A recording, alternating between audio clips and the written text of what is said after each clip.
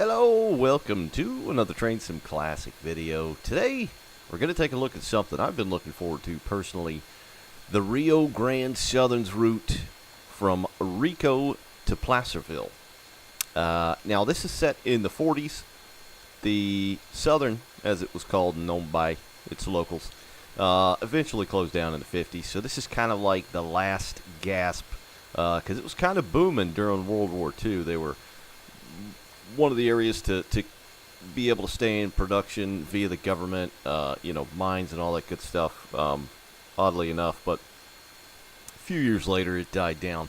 But this is called the Rio Grande Southern, and it is by Milepost Simulations. So the same creator to bring us some stuff like Wasatch, Arizona Divide, the Seligman Sub, and various other routes, Yellowhead Pass, etc., etc. You're going to get 40 miles of narrow gauge trackage as it was set in Rio Grande Southern fashion.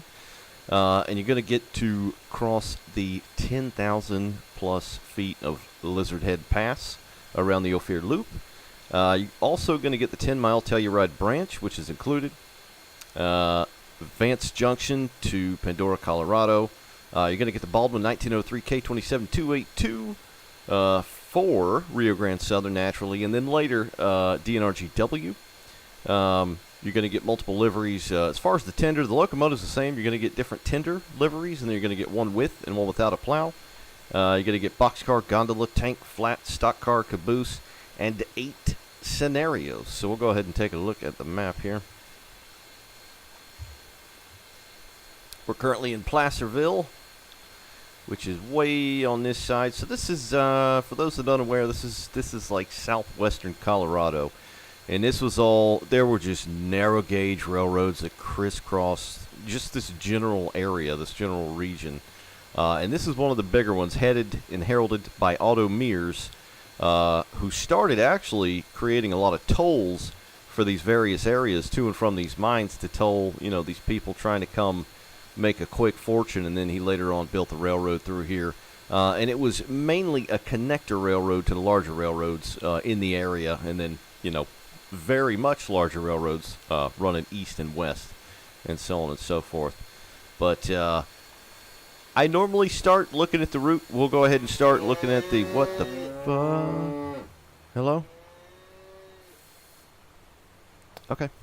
I normally start looking at the route, which I very much like, because I like history, and I like when route creators kind of put little bits and pieces in there, to showcase said history of an area. But we'll start with the rolling stock, which we're going to look at every variant you're going to get, and then we'll go to the route after that.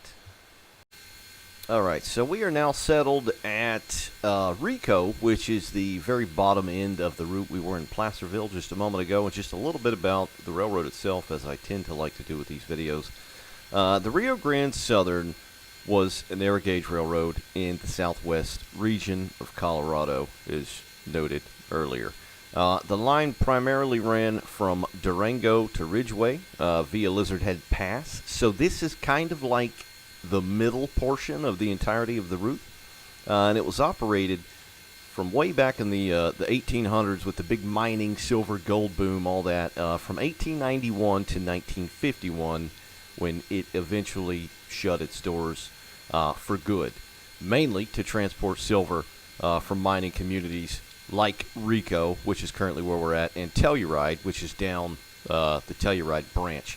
They didn't find a whole lot of gold in this area, but they did find a lot of other precious and necessitative minerals and ores, if you will, and a lot of silver, of course. The Denver and Rio Grande Western interchanged at both ends of the Rio Grande Southern route, which was the larger railroad essentially at the time, and they had about 160 plus miles of track. Now, the Great Depression saw the creation of these things called galloping geese, which I'm sure a lot of you will know about, which are these interesting cars or trucks from back in the day that they essentially turned into rail cars, and they would haul people, mail, little bits of small goods and stuff like that. So it would be very neat to see one of those in Train Sim at some point. That would just be very cool to see. But the headquarters for RGS was in Ridgeway, with the main facilitation, or facilitation, I don't even know what I'm trying to say, of operations. That's where it was based, was in Ridgeway. And then there were engine shops in Rico, which is what we are currently at right now. So Rico is probably like the bigger area of the route with a depot, yard, storage, and all that good stuff. And this, of course, is settled within the San Juan Mountains. And, of course, that is, again, the southwest area of Colorado. San Juan Mountains, kind of the ass end of the Rockies almost, very rugged terrain. And then, you know, Telluride is basically right there in the middle, which is a huge, you know, like modern-day ski resort and all that. In fact, Telluride Airport is actually situated right here, and it's a crazy-ass airport. If any of you guys have Microsoft Flight Sim, go check that airport out. It's a pretty fun little area. And then Denver is like way over here, and, you know, New Mexico down here and all that good stuff. But we're not here about that. But the Telluride branched out from Vance Junction, which we'll go ahead and take a look at again, to its namesake town, and, of course, and beyond to a town called Pandora, which was, where'd the map go? Oh, God. Oh, dear God. All right, forget about that. We'll look at the branch. Don't worry about it. All right, Meow. So the star of the show here are obviously the Mikados or the K27. Now, I'm not going to go full Wikipedia on you, and you should never go full Wikipedia, by the way. But this is an air gauge Mikado, as they later called them. They were kind of built to meet the needs of the Rio Grande Southern in this era. They didn't come like this from the start. They kind of, you know, they added the new, you know, valve gears, all that kinds of crap. Little intricacies. If you want to know a lot more about it, I would recommend going and checking out a lot of good YouTube videos, Wikipedia, whatever. But it was a type built for the Denver and Rio Grande by Baldwin in 1903. They were known as mud hens because of the way that they kind of waddled side to side as they went down the track, sort of like a bird, whatever the mud hen was. And it was the first and largest number of K classes to be built, which is an interesting fact there as well. Now, Rio Grande had, I think, 15, and 2 survived. One is up in Michigan, or it was, and then the other one is Cumbre and Toltec, naturally. Very cool little heritage line. I'd love to go out there and check it out personally. But it had a 40-inch driver diameter, typically 33 feet long. None of that really changed. Some of the little mechanical bits did. It had about 136 pounds of weight that the things weighed overall. They did have air brakes, and they had about 27,000 pounds force of tractive effort. They were numbered 450 through 464. So let's take a look at the rolling stock. This, of course, is the K27 denoted on the cab there. And this is one of the variant of the tenders that you're going to get, the Rio Grande Southern, which had a gorgeous logo. Love the way that looked. This one over here has got the first DNRGW. There is the other DNRGW, like the newer one that's got the speed lettering. I didn't place it down, you know, just because we all pretty much know what that looks like. And it just would have been a tender sitting there all by itself. You're going to get a plow variant there for heavy snow duties. This is up in the mountains of Colorado. And you're going to get an absolute assload of cabooses. I think 9 in total. I thought there were 8 when I was placing these down in the editor, but there was another one hidden kind of down in the list. They're all effectively the same. They're going to have different types of like number font, different railroad, you know, between Rio Grande Southern and Rio Grande Western. They're all wooden. Some of them have those little lights on the top. But as far as I can tell, they're all effectively the same. It's a nice looking logo there. It's very sharp, very nice looking from Milepost Simulations. Lettering on that doesn't look the best, but it's, you know, it's still pretty nice, pretty sharp. This is one of the ones that's got the light doohickey on the top there. Rio Grande Southern with the light. Again, Rio Grande Southern. Yeah. There are some differences here and there. The it looks like the ladders are kind of different. Whereas that one, see, it's got like a wooden step and grab iron on the top, and this one kind of just hooks over to the top there. There are some minor differences like that. Yeah, you get a ton of cabooses. As far as the rolling stock, so I think most, if not all, of this rolling stock is brand new, as with the K27s, of course, as well. So this is the first boxcar, of which I think you're going to get 3 variants. Logo on that one looks pretty sharp, so that's nice to see. Something you can buy right off the Steam store. It's not like the sharpest texturing or shading in the world, but I think it looks pretty darn nice considering what it is in an all kind of package deal. DNRGW could be a little bit sharper. The color looked nice. Let's look at the wheels down there. You can actually see some kind of 3D springs on the trucks there, which is nice. You can actually see a bit of texture on that brake pad too, which is cool instead of just like a flat color. This is the second one. Not totally sure what the difference is there. Maybe color. Maybe the one on the right is a little bit browner. Not totally sure. This is a speed letter right here, all chopped up. We have got our lumber here. I think this looks like a new asset. It may totally not be, but that looks nice all the same. It's got the pikes, the straps over the top. This is your cut wood back here. DNRGW. And then we've got our gondolas. These are most definitely new, old wood gondolas. These things wore out pretty darn quick. That one's the DNRGW logo as well. This was filled with coal. There's supposed to be a couple of these as well. Let's try and spot the differences here. Yeah. I can't spot any differences. I don't know what the differences are here.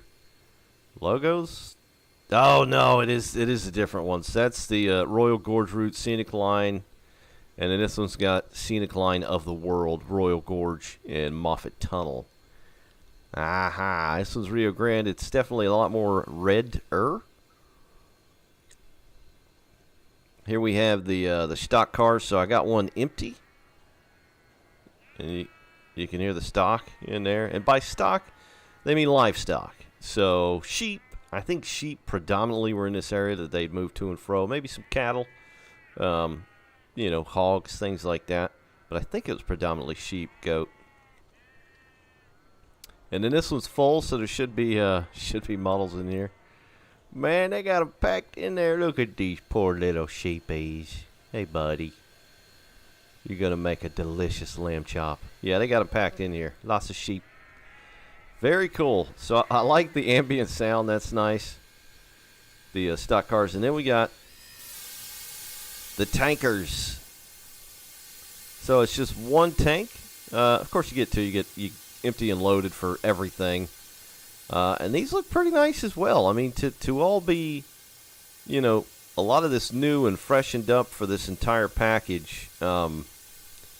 You don't really see that a lot these days in Train Sim Classic for the North American side of stuff.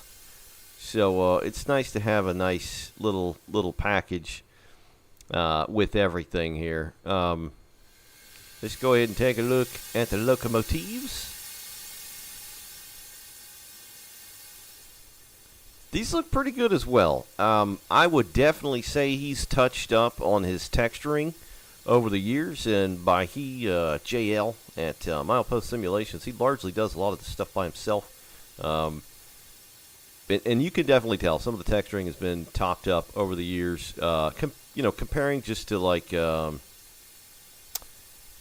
darn it, what's the one with the creek? The creek one. I haven't had enough coffee yet. Freaking something Creek. Yeah, the other narrow gauge one that's on the other side of the mountains over there. Cheese and crackers. I can't remember the name of that right now. But yeah, it looks good. It looks a little bit sharper. A little bit more detail here and there. The undercarriage could use a big old swath of weathering, because they beat the shite out of these things. It's a nice leaf spring model in there. That's nice and sharp. Looks good. We've got our gears. These don't really have any kind of like shine to them. So, you know, the fact that they don't have any shine, it would have been nice had they just been kind of grunged up a bit, darkened and just greased and nasty.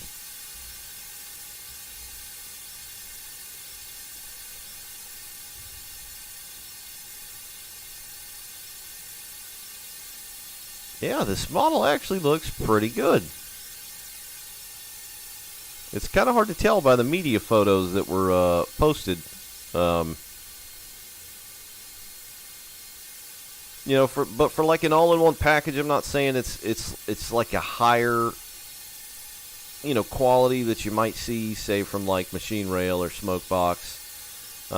You know, but for him to largely do this by himself and kind of have it all in one complete package with the root, that says a lot. You know, he actually tried.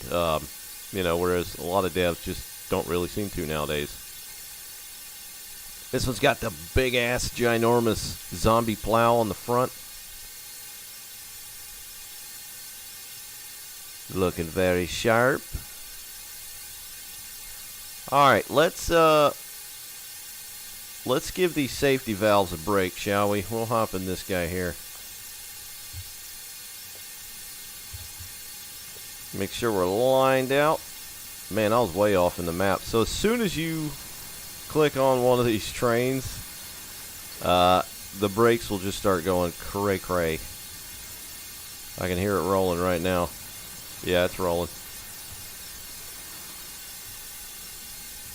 Alright, brake. Brake, please. Sir? Sir, please brake.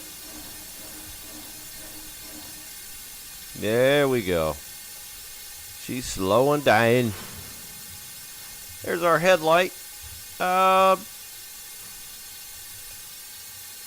You know, it's not the worst in Train Sim. You know, at least it's got kind of a nice color to it. There's not much more than that. There doesn't seem to be a nice kind of glass bulb there. But the color looks okay. It's just dingy looking, you know, and I'm fine with that. Could be better, but you know, it doesn't look all that bad. Alright, I took a quick pause because I forgot he generally adds manuals. And sure enough, there is a manual right on the Steam store if you want to go look at it without even purchasing the route first. Should have route information, history of the line. Very nice. You've got your map. That's the entirety of the route right there. So you get the line from Placerville to Rico, and then you get the Telluride branch, which is up there on the top right. Elevation profile. It's a big old dingus around here. It's yeah, Lizardhead Pass. Big old yeet. I just want to make sure all the loco controls are pretty standard. Got your rolling stock. Got your scenarios, your signage. Alright, route and rolling stock created by Jonathan Lewis. Some assets provided by Dovetail C. And loco physics by Mike Rennie, a.k.a. Mr. Smoke Boxy Man guy. It's okay, cool. Alright. Now, I do recall some of these locos in the freaking, what is the name of the other route, the narrow gauge? It's not, I want to say Cold Creek, but it's not Cold Creek. Jeez. I'll think of it like at dinner when I'm eating, and I have no use of thinking of it. Okay. Clear Creek. I had to go and look at it. I was close with Cold. I'm sure it is a Cold in Clear Creek. Anyway, I remember some of the physics on Clear Creek being, getting a train up some of them hills could be pretty tough. So we'll see if this is kind of the same dilly. Let's hop in here. I'm hitting L, thinking that's the light. That is not the light. That's the injector. Sean, don't break it yet.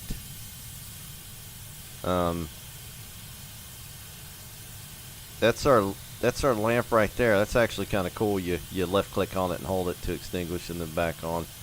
So the interior of this thing is not the best, as far as like rolling stock with some of the more recent North American Train Sim stuff. Steam locomotive wise,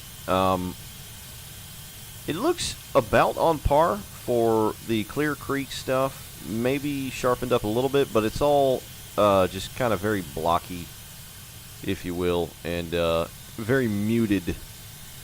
But it, just like looking at these gauges, like the gauges could have used some, a little bit more care, different kind of materials or whatnot, and the pipes up there and all that. But it, it doesn't look horrible, not by any stretch. Can we get this hatch open up here?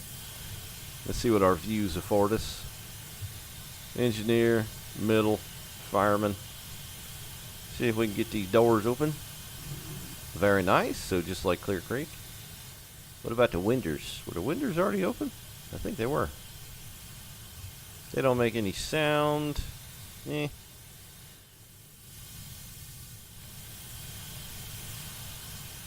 We'll get this and open. Those kind of do make a... Windows don't make any kind of sandy, crusty sound. Slide them though. Alright. I am interested to see what this whistle sounds like, because these things, they had a unique whistle on them.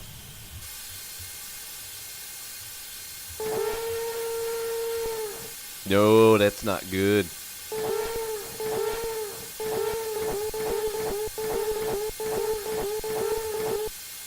Yeah, it's not a very good whistle.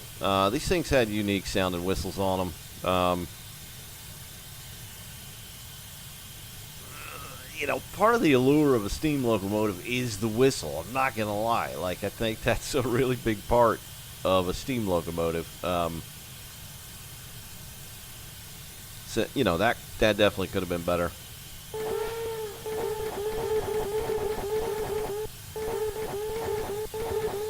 I feel like the whistles on Clear Creek were better than that, if I'm honest.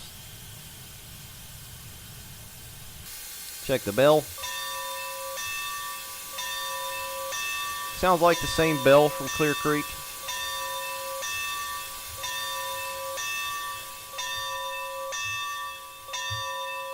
Don't actually see a dingus in there. I mean, so far, I wouldn't say it's bad, I'd say it's pretty mid, upper mid. I'd love a legit whistle on this son of a gun, but, okay, righty-tighty, lefty-loosey. Okay. No. There we go. Okay, I thought I heard something. And that's what it was. It's the large injector.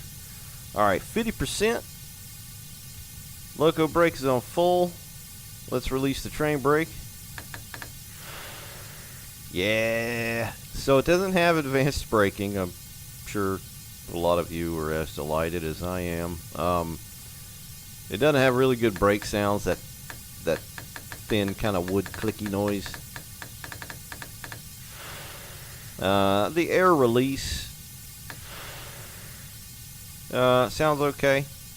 It's largely the same for the loco and the train itself. Yeah, I mean, it's not that the whistle, sorry to keep going on about it, it's not like the whistle sound is that bad. It sounds like a very old sound, and it just wasn't mixed properly. Like, you can hear a clunk clunk and a kind of flip in the sound when you first press it down.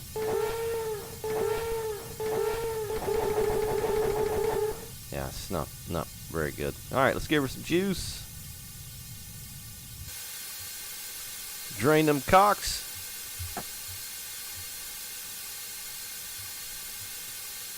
The cocks are open.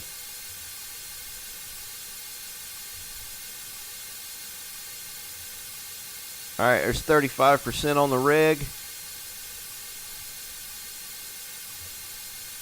50.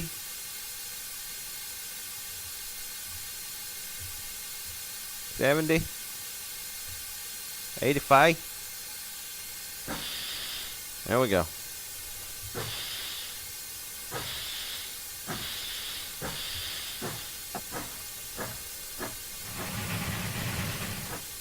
Little wheel slip, okay. I'm sorry.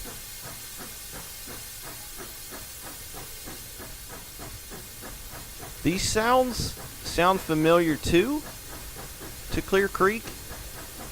You know, they're okay chuff sounds. I still feel like a lot of sounds in Train Sim Classic could use a lot more bass and depth. They just sound kind of flat. So we're rolling. Let's see if we got any idle clank.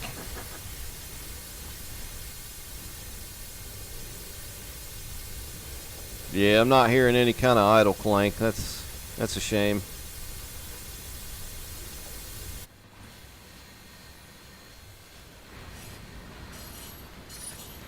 So it sounds like we got the friggin' the WJ rolling stock sounds now. Do those come with everything in Train Sim Classic now on the North American side? The Boston and Albany stuff came with it.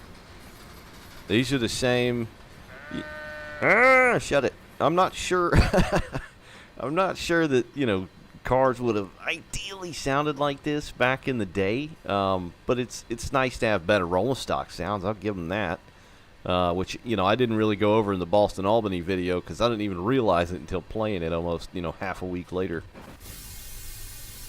All right, we're going to run out of track soon. All right, let's give her some juice.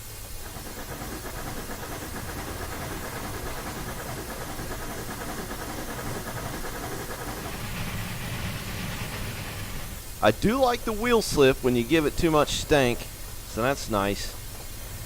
Let's go ahead and throw some air down.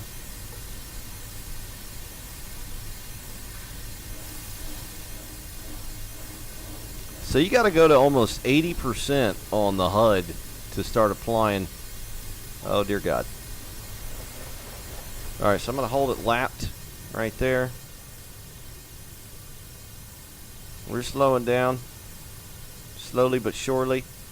The view out of this thing isn't the best. You can't really see around the smoke box through the window there. It would be nice where we afforded a bit more head to the right. We'll see what kind of views we got out the back here, or the side. Looks pretty natural.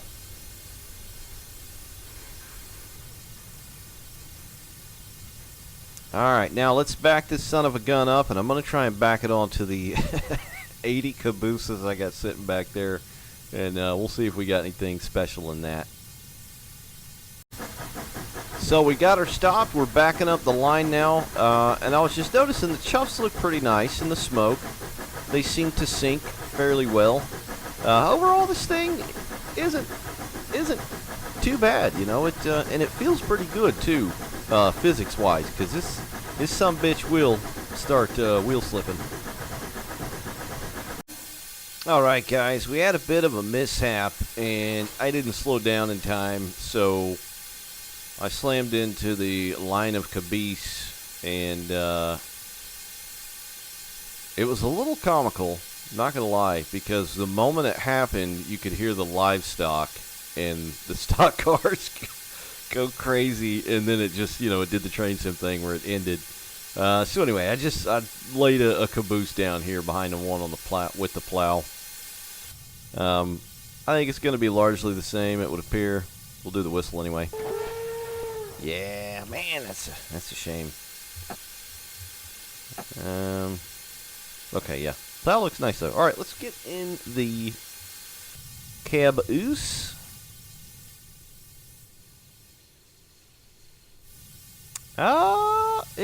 It looks okay. It looks a little fresh, a little more fresh than usual in here. Is like as far as the seats and whatnot. There's your view out to bake.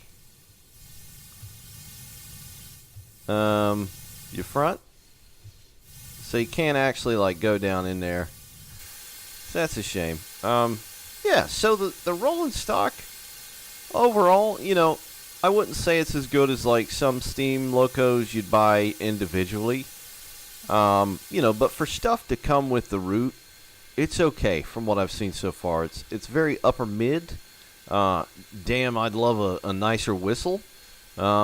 Maybe some touched up texture wise on the undercarriage. The chassis and all that good stuff. But otherwise, yeah, it's nice little package. That's what she said. Alrighty, guys. So let's go ahead and take a hop around the route here, a gander, if you will. So we are still settled in Rico, where we tested the engines and stock out here, and right away, it's definitely got some milepost hallmarks, which, he's definitely updated, scenery and things like that over the last few years with several North American releases. This still has the kind of cozy feel that like Clear Creek did, for example, with some of the scenery of like trees and all that good stuff from Arizona Divide or the Sullivan Sub as it is, and Wasatch Grade. So a lot of that does look similar, but in some areas there are some nice. What the hell's going on with that light down there? I do have AP weather installed. By the way, this is not the default weather that you will get. Just want to note that. Always forget about that. Don't know what's going on there with that flashing. I didn't notice that earlier, but it does look like there's all kinds of grass and weed. You can see the procedural flora doing its thing here and there, which is nice when it's kind of covered up with real, place down grasses and things like that. It can blend in and look okay. It just looks nice and overgrown. This is the Y here where they turn engines around, and what in the frig?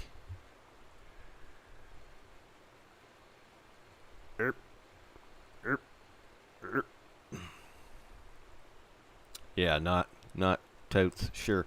So anyway, if you were to continue on down south, that would go down to Durango, Colorado. Looks like we've got a coal doohickey here, a coal filler. That's what this is here. So it'd be dumped in right there, and then it could be dumped into a tender or a gondola out of these little chutes here, which those look very nice. There's a lot of new assets on this route. I know I'm kind of jumping all over the place, and this is definitely one of them. I'm pretty sure this is a new asset, that coal chute. So that goes down south to Durango, down that way. Now this river that you'll follow going north to our left, that is the Dolores River that you'll follow all the way up to about Trout Lake and actually beyond. And then the upper portion of the line that kind of goes east-west is the San Juan River. So this is Rico. Neat little town. It was definitely one of the bigger towns in the area, settled in the late 1800s like a lot of these towns, and by the 90s the Rio Grande Southern arrived with all their trackage and train stuff, connecting Durango with Ridgeway up to the northwest, and made it essentially grow into a fairly large town with the Rio Grande Southern Depot. As you can see, stated here, so we got some engine houses.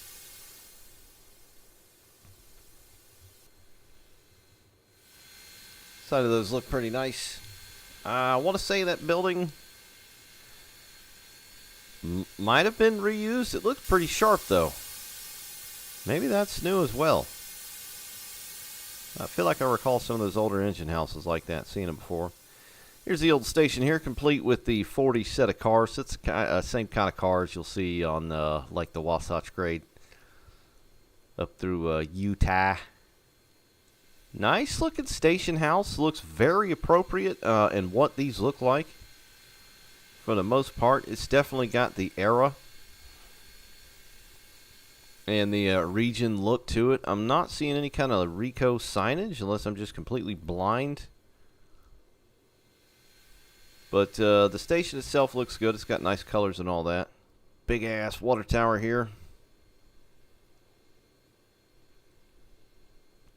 Looking very nice. That Son of a biscuit might be new too, because that's a big bastard there.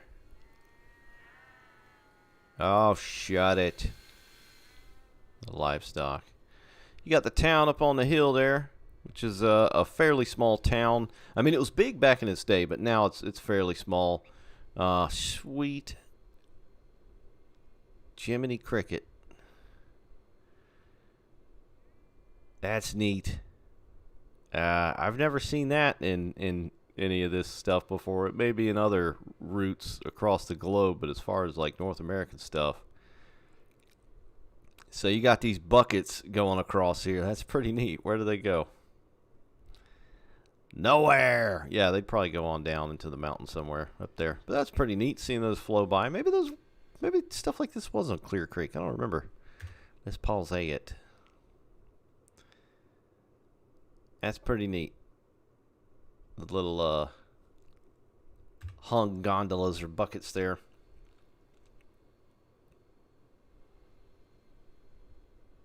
Got a big mill here. Let's see what this is.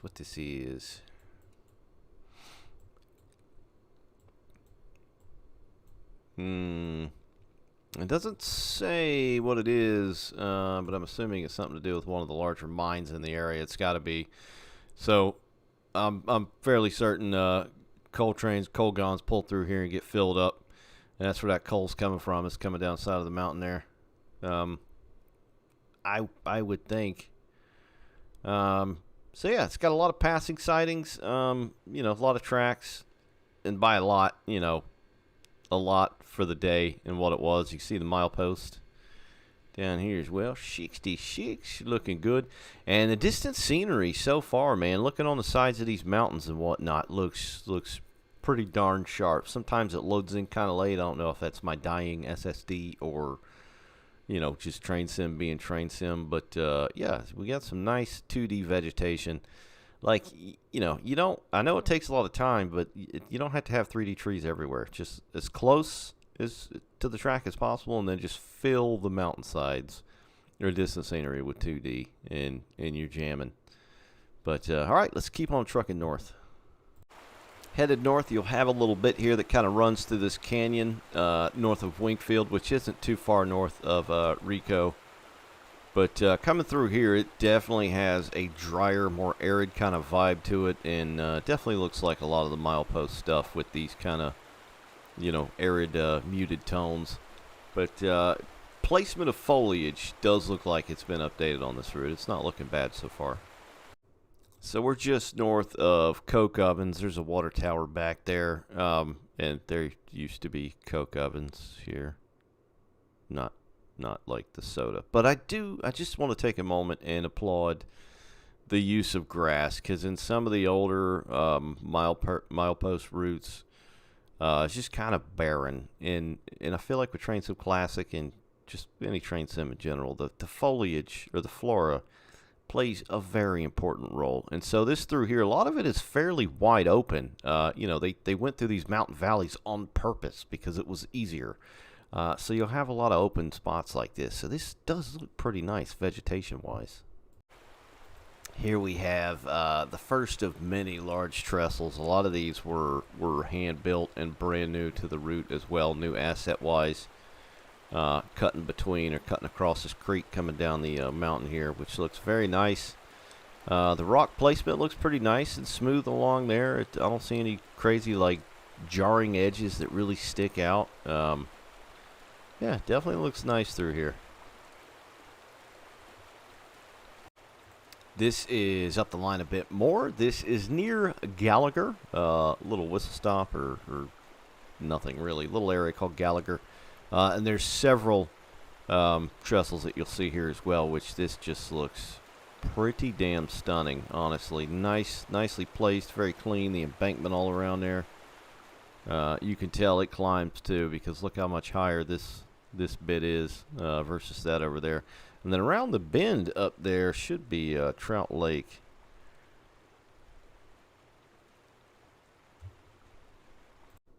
We are now at the summit of the area. Essentially, this is Lizard Head Pass at 10,250 feet. This was the shortest way between the ridge line or cut of mountains.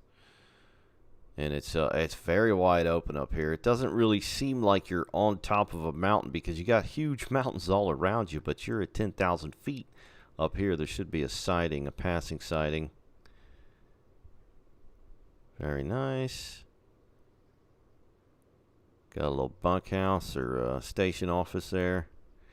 And then these tunnels here or snow shed are new as well, and these look really nice. Very cool. See if we can go up in here. Oh, I like it. All right, let's see what we're at on the map just to kind of get us in the same area. That's the big twist that we took a moment ago. That's Gallagher. Lizard Head should be right here. This is the Y. Turn trains around, all that good stuff. And we'll keep on going this way real quick. Yeah, this looks really great. I love seeing stuff like this. Oh, look how grassy this is. Can swap out livestock up here as well. Got some stock pins. Like it. Like it. This scenery-wise, this looks way better than Clear Creek so far. Look at that, though. That's cool. A friggin' tunnel slash snow shed. Because it did be snow up here a lot. And still be do.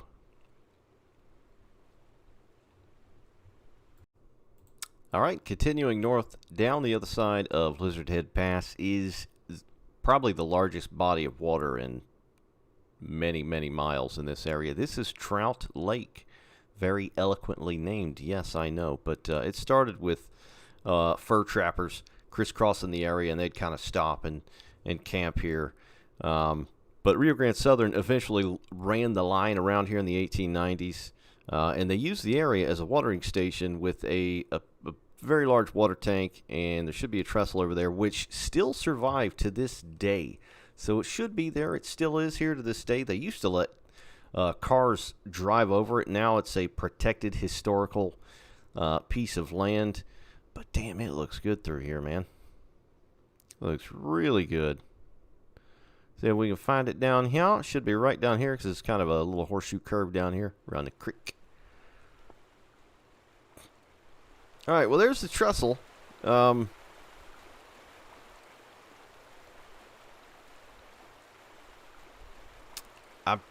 pretty sure this is it. I don't know where the water tank is. Maybe it was built later. I thought it should definitely be right here. Yeah,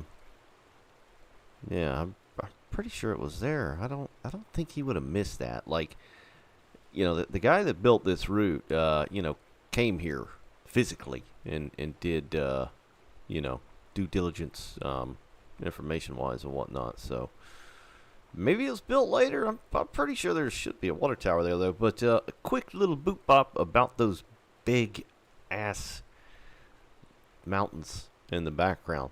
So the one kind of on the left is Lizard Head. You can kind of see where it gets its name. And the really big bitch in the background is Mount Wilson.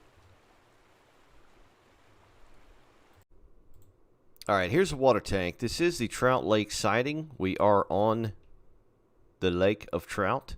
But I thought the water tower was near... Why did I think it was near the trestle? Maybe it seems different in train sim form. But anyway, yeah, it's here. It's and it's one of the only remaining water towers like this in the world, or at least in the U.S., I think. This is Matterhorn, a little stop on the line. We're getting close to the Ophir or Ophir, whatever you want to call it, and you can see why it's named Matterhorn. Good God. I could definitely wake up to this scenery every day in real life.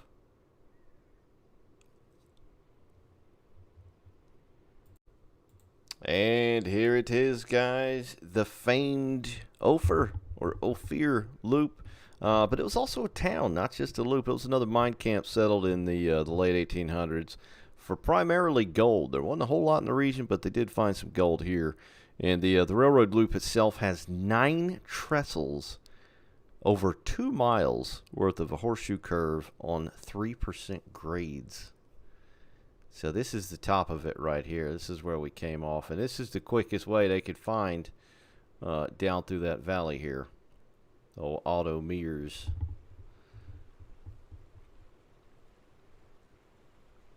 I'm noticing as well, I feel like some of this track looks new. It might be because the ground texture looks different in some spots, at least. I don't know, I feel like the rail color is a little different as far as like the wood tie color. I like this cut through here. That's nice and clean. Look at that, guys. Damn, son. That looks good. So these trestles are newly built. You can see the concrete emplacements down here. This one's kind of missing a little bit cut through right there. This looks damn good, man. Nice job on the bridges trestles. These look really nice. Here's another one. And another one. Nice looking cutting through the rock there as well. That looks really good. Check how far below the floor is. It's crazy. Here come the loop. The town is back here as well. There's your town.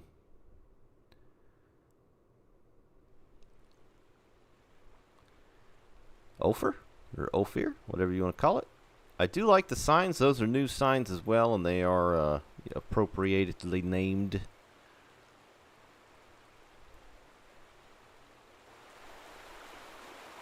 This is the town. Got a little general merchandise store there. Nice. Here's the station. Okay, this one says Ophir on it. Elevation 9,236 feet. I didn't see one on Rico. Maybe Rico didn't have one in real life. I mean, typically that's how you knew where you were, is a station had a name on it. So, got some colon towerage right here, which is very cool. I like that. Looks nice. Looks nice. I like it a lot. Even look at the road here, the embanked roadway there with the timbers. That looks pretty good. Very cool. Very cool. Very cool. This is down the other side here. So it's a lot lower there, so you can see. Oh, yeah. This looks good, man.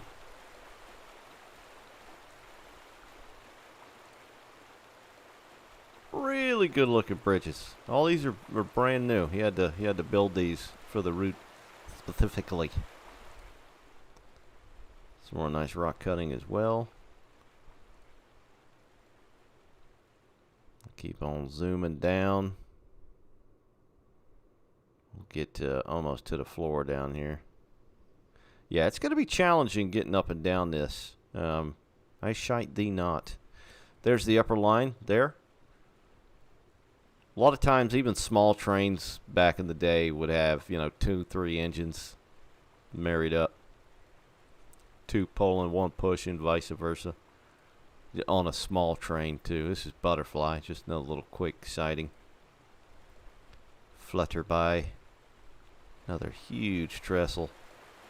Yeah, route builders are going to be using these trestles. That's for damn sure, as far as like freeware route building. All right, let's keep on going. Right, so we are, Vance Junction is just right up there. This is where we came from behind us, Ophir. I don't know which one I want to say. What's the right way? Please let me know in the comments. I like saying Ophir. Sounds like gopher. But Vance Junction, interesting little area as well, sort of like a little switchback. There's a couple sightings back there. Little town as well, like Ames, which is no longer around, just another little camp. But we'll keep following the track. So this comes down off the loop back there. That down there is kind of the bottom of the junction, so we'll keep following this snaking down. And you'll see it all comes together right here.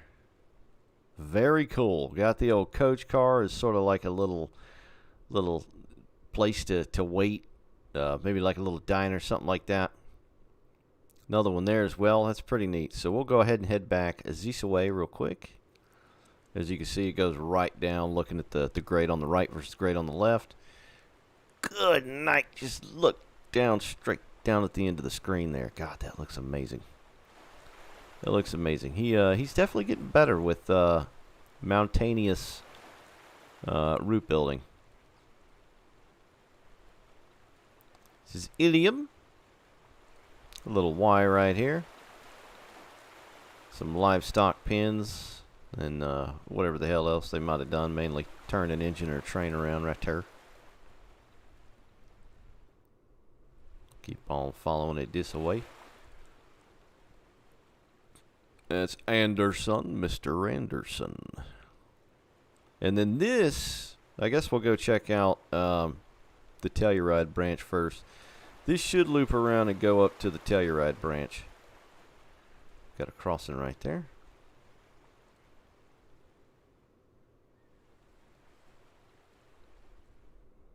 So it kind of climbs back up the mountain. Kind of in the thick of it down here between the rock face and the trees.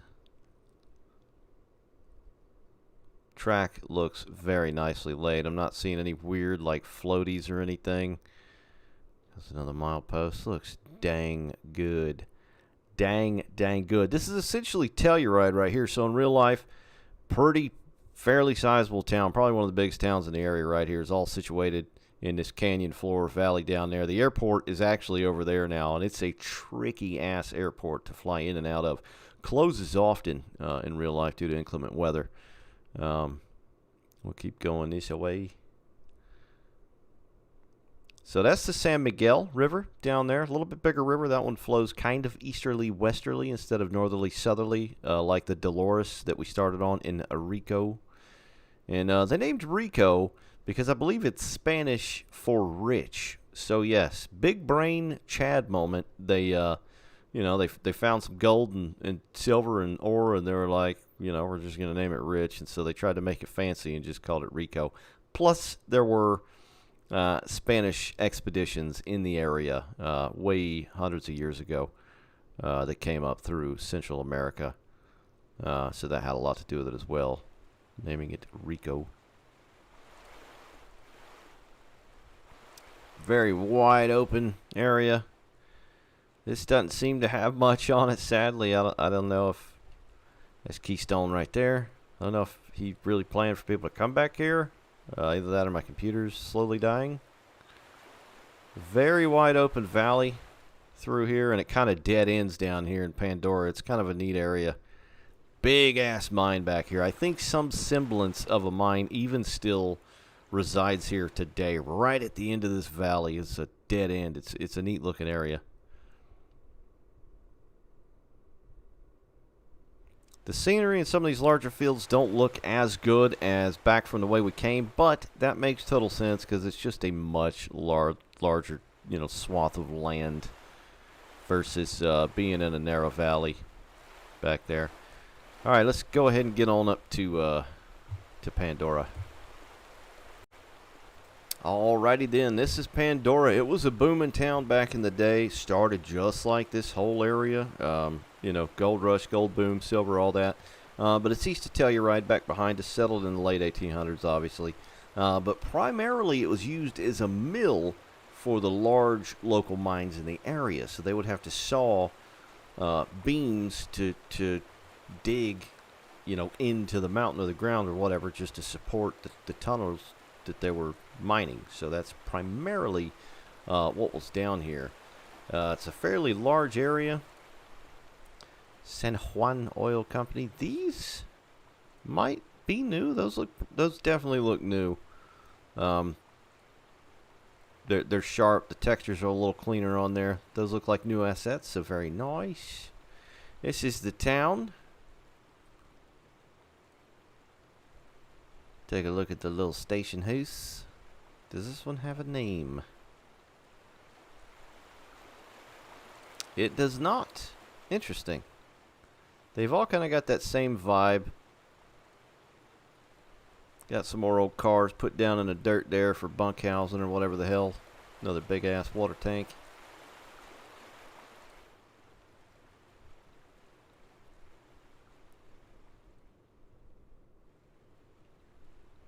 wait a minute. Is this Telluride? Hold up. Hold up. Yeah, this is Telluride. Okay.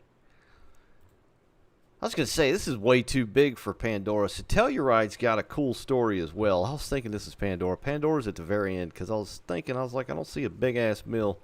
Telluride is also a mining settlement beginning in 1875, and it finally formed in 1878 as a town. But it was named for the chemical component found within milling ores, if you will, which is tellurium, which you know, for a lot of the well-known and scientific-wise, it was a portion of, God, I sucked at chemistry. It just meant that it had to do with gold and silver. So if they were finding tellurium, there was a good deal of silver and gold in the area, from what I understand. But another little neat thing about this town is those of you that know about Butch Cassidy and the Sundance Kid. Butch Cassidy, when he was on his own, true story by the way, he came up in here in Telluride and robbed the San Miguel Valley Bank for $24,000. That's a shitload of money back then. It was before the turn of the century. It was like 1890 or something. But he robbed that sumbitch for 24 grand and got away, and later on formed the gang as it's known of. But Telluride's a big town, big tourist town now. A lot of skiing, a lot of ski resorts. You know, backpacking, hiking, biking, whatever. But the town looks pretty nice. It's a nice little town. Very cool, very, very cool. All right, let's go on down to, it shouldn't be much farther. Let's see what we got here. A storehouse or something there. Part of a mine, probably something to supply water there. Might even been an elevator. Look how long that son of a gun is. Jeez. There it is. This is Pandora down here at the end. The big mill, big mine back here. Big mine companies crisscrossed up the side of the mountains there, up into the mountain itself, along the creeks, and it's kind of dead-ended back in here. You ain't got nowhere to go. There's a Y back here to turn around. This is the mill. This is all new as well, if I'm not mistaken. This building here. The original one was burnt down, I want to say in like the 20s, and it was rebuilt. So this would have been the second iteration of the mill here. You can see you can roll through here and do your thing. So come through here and get, you know, chopped up wood, as you can see over here, to take to the other mines to use. There's the sign. But good Lord above, look at that view. Woo! That's pretty. That's real pretty. Alright, so I kind of wanted to get an eagle eye view. We're back down in Vance Junction. And Vance Junction basically connected the line to the Telluride branch. So Telluride is to the east, which was that away. And then your switchback is directly south, so facing that way. And then this way goes west? Yeah, that goes west. That goes to Placerville down that way. But all those things down there, those old cars you saw at the station, it used to be a fairly large area with passing sidings, coal chutes. They had a section house, living quarters, in a quarters for agents and all that. And the depot itself closed in the 20s, so it wouldn't have been up and running at this time in the 40s. As you can see, it's a little more arid this way. We're headed west towards Placerville, and it's kind of got the right look here. I'm glad it doesn't just look like Wasatch Grade, because that probably wasn't one of my favorite routes by Milepost personally. But it's, you know, this is a pretty arid area. It's not like the northern Rockies where it's all lush and green and everything. So, you know, little bits and pieces of that look nice. And now we're effectively at the western end of the route. This is Placerville. Go ahead and pop open the map here and show you where we is at the interchange here. This way went up to Ridgeway. Up that way. You can't actually go up there. Old Placerville's over here. Placerville's here. It's basically the same area. I don't get the difference between old and regular Placerville. But it was another mining town established in the late 1800s.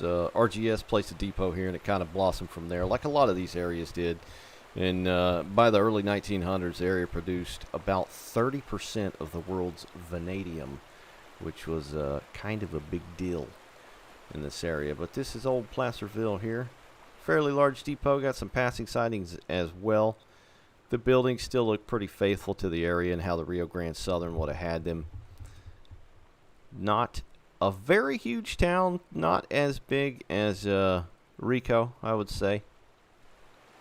Couple houses on the hillside. We'll keep on scooching this way a little bit. Got a Y there for turning around. And here we go. This is the line that would go up to Ridgeway there. And then this will continue on. You got some stock loading you could do there for ships. And that's it. End of the line. That's it, guys. Just wanted to kind of jump around, not do too much and make it too long, like a lot of the videos are. I know. I'm sorry. I'm trying to condense them. More information, less time. Personally, I think I'd recommend it. It depends on what you're into. I think it's a nice package overall. The scenery looks pretty nice. You know, the rolling stock that comes with it is unique.